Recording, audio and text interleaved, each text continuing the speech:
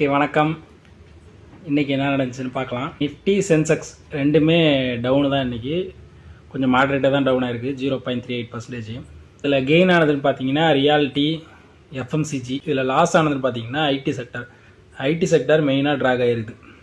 அப்புறம் இன்றைக்கி முக்கியமான நியூஸ் வந்து ஆர்பிஐ வந்து 50,000 கோடி வந்து இன்ஜெக்ட் பண்ணியிருக்கிறாங்க பேங்க் செக்டாரில். யூஎஸுக்கும் வெனிசுலாவுக்கும் எடுக்கிற பிரச்சனைனால கோல்டு விலை ஏறுறதுக்கு வாய்ப்பு நிறையாவே இருக்குது.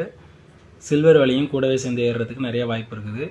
அது மட்டும் இல்லாமல் தைவான் சைனா பிரச்சனை கூட அதுக்கு சப்போர்ட் பண்ணுறதுக்கு வாய்ப்பு இருக்குது. அப்புறம் ஒரு முக்கியமான விஷயம் என்னென்னா, ட்ரம்ப்பு இந்தியா மேலே டேரிஃப் போகிறதுக்கு வாய்ப்பு இருக்குதுன்னு சொல்லியிருக்கிறாரு.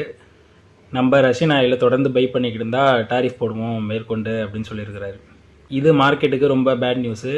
முக்கியமாக எக்ஸ்போர்ட்டர்ஸ்க்கெலாம் ரொம்ப ப்ராப்ளம். இப்போ ரிசல்ட் சீசன் வரப்போகுது. பேங்க்கெல்லாம் நல்ல ரிசல்ட் கொடுக்க போகிறாங்க, கொடுத்துக்கிட்டு இருக்காங்க. ஆந்திராவில் கேஸ் பைப் லீக் ஆகிருக்கு. நல்ல வேலையாக யாருக்கும் எதுவும் ஆகலை.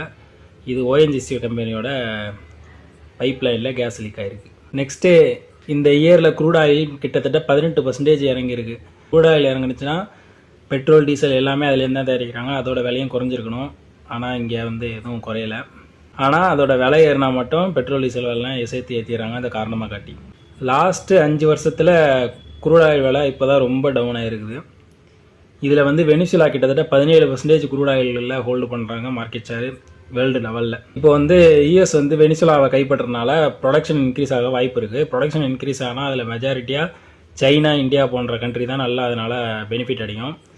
அப்படி குறைஞ்சிதுன்னா கிட்டத்தட்ட ஒரு பேரலுக்கு $4 குறைய வாய்ப்பு இருக்குது. இது ரொம்பவே சீப்பான விலையில் கிடைக்கும். இதனால் பெனிஃபிட்னு பார்த்தீங்கன்னா அடைகிறது பார்த்தீங்கன்னா ஓஎன்ஜிசி, அப்புறம் நம்ம ரிலையன்ஸ் இண்டஸ்ட்ரீஸ்.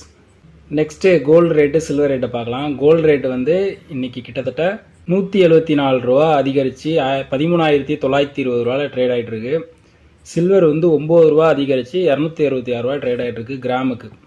Okay, thank you. நாளைக்கு பார்க்கலாம்.